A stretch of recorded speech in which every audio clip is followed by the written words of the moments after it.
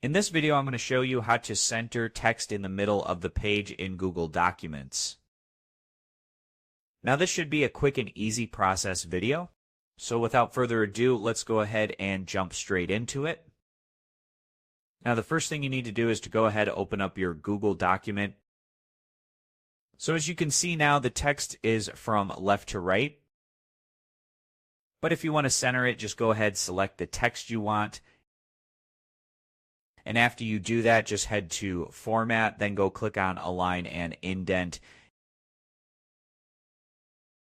After that, just click on Center. And now the text should be centered, as you can see.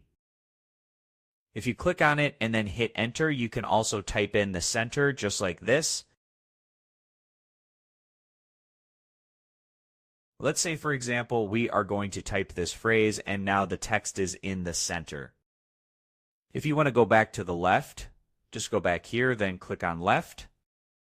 So this was an easy and quick process video. As always, thank you for watching.